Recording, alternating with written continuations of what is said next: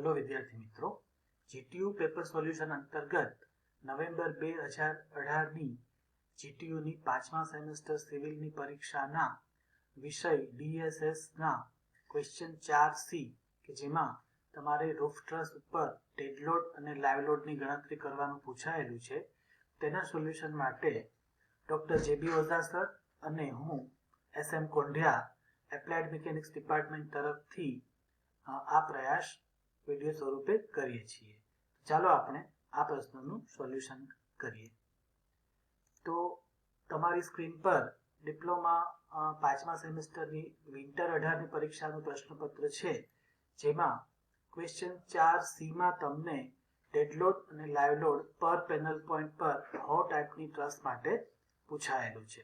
Industrial shade છે જે મુંબઈમાં લોકેટેડ છે, પરંતુ આ પ્રશ્નમાં મુંબઈનો ડેટા જે છે તે તમને યુઝ ખાસ નહીં થાય। જ્યારે તમને વિન્ડ લોડ માટે કોઈ વસ્તુ પૂછાયેલી હોય ત્યારે લોકેશન અગત્યનું હોય છે। અહીંયા તમને જે ડેટા આપ્યો છે જેમાં સ્પાન આપ્યો છે, સ્પેસિંગ ઓફ રૂફ ટ્રસ આપ્યું છે centre to centre, rise of truss આપ્યું છે, weight of roof covering sheet આપી છે અને વેઇટ ઓફ પર્લિન આપ્યું છે। ટોટલ નંબર ઓફ પેનલ્સ પણ તમને આપેલા છે। આ તમને ગુજરાતીમાં માહિતી આપેલી છે પ્રશ્નની। હવે આ સોલ્યુશન અંતર્ગત સૌથી પહેલા તમારે તો પ્રાઇમરી કેલ્ક્યુલેશન્સ કરવાના છે। તો પ્રાઇમરી કેલ્ક્યુલેશનમાં સૌથી પહેલા તમારે એંગલ ઓફ રૂફ ટ્રસ શોધવાનું આવે જેને આપણે આલ્ફા વડે દર્શાવીએ છીએ। તો as per the definition alpha is equal to tan inverse rise upon span by 2 થાય। તો રાઇઝ અને સ્પાન કેવી રીતના હોય છે તે તમને બધાને ખ્યાલ જ હશે। વર્ટિકલ હોય તે રાઇઝ હોય, હોરિઝોન્ટલ હોય તે સ્પાન હોય। તો તમારે રૂફ ટ્રસનો હાફ ભાગ ગણતરીમાં લેવાનો હોય તો તમે જોઈ શકો છો આલ્ફા બરાબર સામેની બાજુ છેદમાં tan ઇન્વર્સ સામેની બાજુના છેદમાં પાસેની બાજુ। તો એ મુજબ તમને tan ઇન્વર્સ 2.5 તમારી રાઇઝ છે અને સ્પાન તમારો 12 છે એટલે હાફ કરતા 6 મીટર થશે।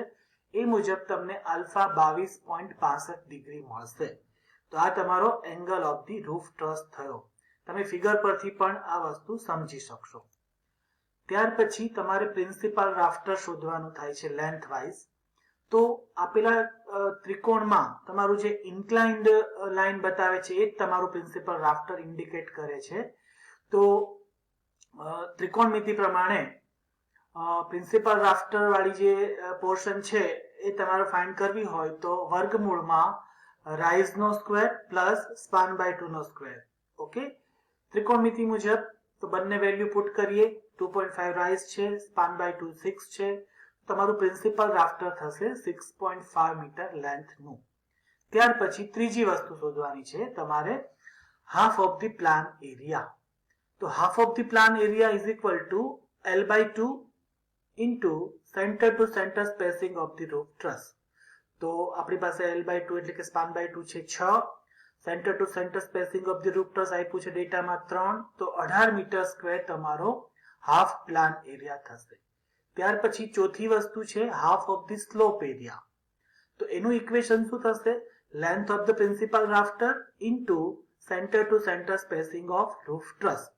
તો આપણને પ્રિન્સિપલ રાફ્ટર 6.5 મળ્યું છે, centre to centre spacing of the roof truss 3 metre છે, તો બંનેનો ગુણાકાર કરતા 19.5 મીટર સ્ક્વેર તમારો half of the slope area થશે। ત્યાર પછી પહેલો ભાગ પૂર્ણ થતા હવે બીજા ભાગમાં જોઈએ તો આપણે ડેડ લોડની ગણતરી કરવાની છે। તો ડેડ લોડ તમને IS 875 ના પાર્ટ નંબર 1 માંથી રેફર કરવાનો થાય। તો એ મુજબ પહેલા આપણે રૂફિંગ મટીરિયલનું વેઇટ ફાઇન્ડ કરીએ ન્યૂટનમાં। તો કેવી રીતના થશે?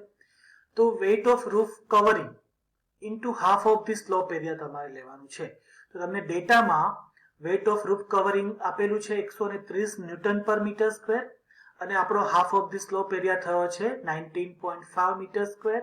બંનેનો ગુણાકાર કરતા સાદુરૂપ આપીને 2535 ન્યૂટન તમારું weight of the roofing material થશે। ફક્ત weight of the roofing material તમારે ઇન્ક્લાઇન્ડ છાપરા પર એટલે કે ત્રાંસા છાપરા પર પ્રોવાઈડ કરવાનું હોય છે, એટલે એમાં તમારે સ્લોપ એરિયા કન્સિડર કરવાનું છે। That you have to keep in mind. Second thing, તમારે પર્લિનનું વજન ફાઇન્ડ કરવાનું છે। તો આપણને ડેટામાં આપ્યા મુજબ વેઇટ ઓફ પર્લિન આપેલું છે 80 ન્યૂટન પર મીટર સ્ક્વેર અને half of the plan area, જો અહીંયા પ્લાન એરિયા લેવાનો છે તો એ આપણને 18 મીટર સ્ક્વેર મળ્યો છે. બંનેનો ગુણાકાર કરતા 1440 ન્યૂટન તમારું વેઇટ ઓફ પર્લિન થશે. ત્યાર પછી રૂફ ટ્રસનું પોતાનું વજન, જેને આપણે self weight of the roof truss કહીએ છીએ, તો એના માટે તમારે આ ઇક્વેશન યાદ રાખવાનું છે. 10 multiplied by into bracket span by 3 plus 5. Okay, very simple equation, you can remind, you can remember. So 10 આપણો સ્પાન છે 12, તો સાદું રૂપ આપીશું તો 90 ન્યૂટન પર મીટર સ્ક્વેર તમારો સેલ્ફ વેઇટ થશે ઓન પ્લાન એરિયા. જો બધું જ પ્લાન એરિયામાં છે, ફક્ત રૂફિંગ મટીરિયલ સિવાય. તો આપણે પ્લાન એરિયા અડધા રૂફનો જે લીધેલો છે, half of the plan area, એના વડે ગુણાકાર કરીશું તો આપણને ન્યૂટનમાં self weight of the roof truss મળશે, and that is equal to 1620 newton. હવે ચોથું લઈએ આપણે વિન્ડ બ્રેસિંગ. તો અહીંયા વિન્ડ બ્રેસિંગનો કોઈ ડેટા આપ્યો નથી, તો આપણે ધારવું પડશે કે ધારો કે 12 ન્યૂટન પર મીટર સ્ક્વેર છે ઓન પ્લાન એરિયા, તો તમને 12 ગુણ્યા 18 પ્લાન એરિયા છે, 216 ન્યૂટન તમારો વિન્ડ બ્રેસિંગનો વેઇટ થશે. તો આના માટે તમારે IS 875 પાર્ટ 1 ને રેફર કરીને તમે આ વસ્તુ કરી શકશો, ડેડ લોડની ગણતરી. હવે આપણે ટોટલ ડેડ લોડ કેટલો થશે એ જોઈએ. તો ટોટલ ડેડ લોડ માટે તમારે ચારે ચાર અગાઉ ગણેલા લોડનો સરવાળો કરવાનો છે. તો એ પ્રમાણે સાદું રૂપ આપતા તમારે 5811 ન્યૂટનનો લોડ ડેડ લોડ થાય છે. હવે ઉપરોક્ત ડેડ લોડ તમે half of the roof truss પર કર્યો છે ગણતરીમાં, બરાબર. તમારા રૂફ ટ્રસના ટોટલ પેનલ પોઈન્ટ 6 છે, તો અડધા રૂફ ટ્રસમાં કેટલા આવશે? 3. તો તમારે હવે આ 3 રૂફ પેનલ પોઈન્ટ ઉપર, એટલે કે રૂફ ટ્રસ ઉપરના પેનલ પોઈન્ટ તમારે જો ડેડ લોડ ગણવો હોય તો તમારા ટોટલ ડેડ લોડને તમારે 3 વડે ડિવાઈડ કરવો પડશે, કેમ કે તમારા ટોટલ પેનલ પોઈન્ટ 6 છે, અડધા રૂફ ઉપર તમારા ટોટલ પેનલ પોઈન્ટ 3 થશે, તો ડિવાઇડેડ બાય 3 કરતા 1937 ન્યૂટન તમારો આન્સર પર ફૂલ પેનલ પોઈન્ટ થશે. હવે જે જગ્યા પર હાફ પેનલ પોઈન્ટ આવે છે ત્યાં તમારે જો ડેડ લોડની ગણતરી કરવી હોય તો તમને ફૂલ પેનલ પોઈન્ટનો ડેડ લોડ મળ્યો છે, ડિવાઇડેડ બાય 2 કરો તો તમને 968.5 ન્યૂટન તમારો હાફ પેનલ પોઈન્ટ ઉપરનો ડેડ લોડ મળશે. તો આ રીતના તમારો ડેડ લોડનો ગણતરી થશે. હવે આપણે બીજો ભાગ છે જેને લાઈવ લોડ કહીએ છીએ તેની ગણતરી કરીએ. તો લાઈવ લોડની ગણતરી કરવા માટે તમારે IS 875 નો પાર્ટ 2 રેફર કરવાનો છે. એમાં વધારે સ્પેસિફિકલી કહું તમને તો ટેબલ નંબર 2 જે પેજ નંબર 14 પર આપ્યું છે તેને તમારે રેફર કરવાનું થશે. અગાઉના વિડીયોમાં આપણે આ પ્રકારના લાઈવ લોડ ઓન પર્લિન અને live load of roof truss ગણેલા જ છે, તો તમને એની પણ પ્રેક્ટિસ હશે. તો હવે આપણે પહેલા લાઈવ લોડ ઓફ પર્લિન ફાઇન્ડ કરીએ તો એનું ઇક્વેશન ન્યૂટન પર મીટર સ્ક્વેરમાં આવું થાય છે 750 - 20 બ્રેકેટમાં આલ્ફા -10. તો અહીંયા આગળ આલ્ફા આપણો એંગલ ઓફ રૂફ ટ્રસ આપણે 22.62 મેળવ્યો છે સૌથી અગાઉના ગણતરીમાં. તો એ મુજબ સાદું રૂપ આપતા તમારો પર્લિન ઉપરનો લાઈવ લોડ થશે 497.6 ન્યૂટન પર મીટર સ્ક્વેર. તો એ 400 ન્યૂટન પર મીટર સ્ક્વેર કરતા વધારે છે, તો આ ગણતરી તમારી બરાબર છે. ધારો કે તમારો લાઈવ લોડ ઓન પર્લિન 400 કરતા ઓછો આવતો હોય તો તમારે એસ પર કોડલ પ્રોવિઝન મિનિમમ 400 ન્યૂટન પર મીટર સ્ક્વેર તો પ્રોવાઈડ કરવો જ પડે ગણતરી માટે. પણ અહીંયા આપણો ઓલરેડી 400 કરતા વધારે છે, તો ઇટ ઇઝ ઓકે. તો આ પર્લિનનો લાઈવ લોડ થયો જે આપણને રૂફ ટ્રસના લાઈવ લોડની ગણતરીમાં મદદરૂપ થશે. તો હવે live load on roof truss માટે તમારે શું કરવાનું થશે? 2/3 of the live load on purlin લેવાનો છે.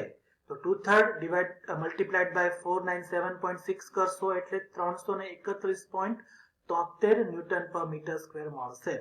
આ તમને પ્લાન એરિયા પર મળ્યું. તો પ્લાન એરિયા વડે મલ્ટીપ્લાય કરીએ તો શું થશે? 331.73 into half of the plan area 18, તો total live load on roof truss થશે તમારો 5971.14 ન્યૂટન. હવે આ તમારો total live load on roof truss છે, પણ અડધા જ ભાગ માટેનો છે, કેમ કે આપણે બધા જ એરિયા અડધા રૂફ ટ્રસ માટે ગણતરીમાં લીધા છે. આપણા આખા રૂફ ટ્રસમાં 6 પેનલ પોઈન્ટ છે, તો અડધા ભાગમાં આવશે 3 પેનલ પોઈન્ટ. તો આપણે પર ફૂલ પેનલ પોઈન્ટ જો લાઈવ લોડ ગણતરીમાં લેવો હોય રૂફ ટ્રસ માટે તો તમારા ટોટલ લાઈવ લોડને તમારે 3 વડે ડિવાઈડ કરવા પડશે, કેમ કે આપણે આ જે લાઈવ લોડ છે તે અડધા રૂફ ટ્રસ માટે ફાઇન્ડ કર્યો છે. તો આ રીતના 5971.14 બાય 3 કરીશું તો 1990.38 ન્યૂટન આપણો લાઈવ લોડ પર ફૂલ પેનલ પોઈન્ટ થશે. જ્યારે તમારે હાફ પેનલ પોઈન્ટ જ્યાં આવતા હોય ત્યાં લાઈવ લોડની ગણતરી કરવી હોય તો તમારો જે ફૂલ પેનલ પોઈન્ટ ઉપરનો લાઈવ લોડ છે એને અગેન તમે 2 વડે ડિવાઈડ કરશો તો એ તમને સાદું રૂપ આપતા 995.19 ન્યૂટન તમને લાઈવ લોડ પર હાફ પેનલ પોઈન્ટ મળશે. તો આ રીતના તમને ડેડ લોડ અને લાઈવ લોડની ગણતરી કરવાની છે. આ એક્ઝામ્પલ તમને 7 માર્ક્સમાં પૂછાયો છે, કેમ કે તમને લાઈવ લોડ અને ડેડ લોડ બંને પૂછાયા છે ગણતરીમાં. ધારો કે તમને ડેડ લોડ જ પૂછવો હોય તો 3 અથવા 4 માર્ક્સમાં પૂછી શકાય. ધારો કે એકલો લાઈવ લોડ પૂછવો હોય તો પણ તમને 3 અથવા 4 માર્ક્સમાં એકલો પૂછી શકાય. તમને વિન્ડ લોડ પણ પૂછી શકાય, પણ એ વિન્ડ લોડ માટે તમને અલગથી આ જ પ્રશ્ન પેપરમાં પૂછાયેલું છે તો આપણે એને ફરીથી સોલ્વ કરીશું. ત્યાં સુધી તમે આ ડેડ લોડ લાઈવ લોડની પ્રેક્ટિસ કરો. તમારી નેક્સ્ટ GTU એક્ઝામ માટે તમને best of luck. Thank you.